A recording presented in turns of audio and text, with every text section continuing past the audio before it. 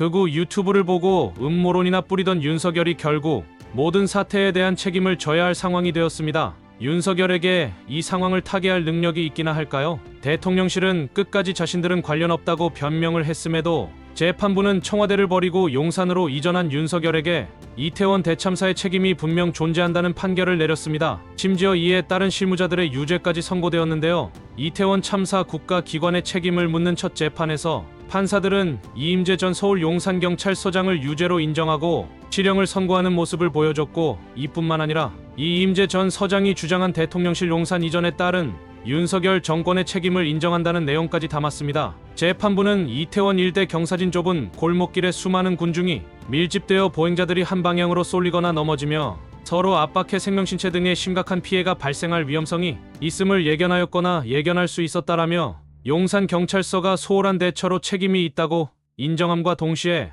대통령실의 용산 이전 때문에 용산경찰서의 인력들이 이태원 등 예견된 참사보다 대통령실 앞 집회 관리에 투입되어 경찰력을 실효적으로 이용할 수 없었다는 일침을 더했는데요. 쉽게 말해서 윤석열이 현재 비리와 횡령으로 얼룩져버린 대통령실 용산 이전만 안 했어도 용산경찰서에는 매년 기용했던 인력들이 이태원 현장을 관리했을 것이고, 따라서 지금의 이태원 참사에 대한 윤석열 정권의 책임이 분명하게 존재한다는 판결을 내려버린 것입니다. 이제 윤석열이 뿌리던 어줍잖은 음모론들은 법원의 힘있는 한마디에 완전 종이 쪼가리가 되어버렸는데요. 한편 김건희라면 쩔쩔매며 법도 전부 바꿔버리겠다는 윤석열의 무능한 태도에 결국 용산이 점령당했습니다. 민주당과 조국혁신당은 포함한 야오권 의원들이 윤석열이 김건희 특검법에 거부권을 쓴 것에 대해 직접 규탄하며 용산 대통령실 앞으로 진격한 것인데요. 김건희 여사 특검법 등 거부권 규탄 기자회견을 열고 현장을 오간 국민들이 직접 보고 있는 앞에서 이들은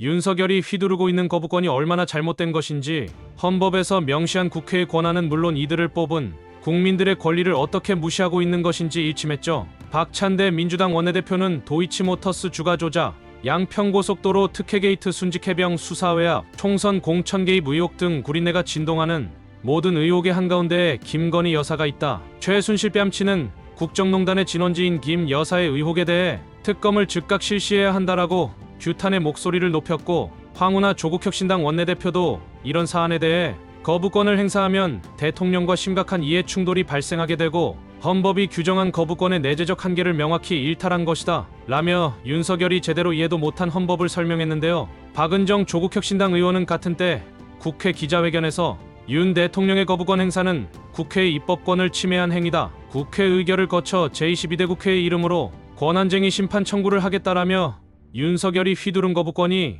정당하지 않다는 것을 입증하겠다고 밝히기까지 했죠. 그런데 현장은 이미 최저치를 기록했던 윤석열의 처참한 지지율 때문인지 정권을 옹호하는 국민들은 물론 보도의 댓글에서도 윤석열을 긍정적으로 묘사하는 모습은 눈을 씻고 찾아봐도 멀쩡히 존재하지 않았습니다. 심리적 탄핵이라는 것은 딱 이런 상황을 두고 하는 말일 텐데요.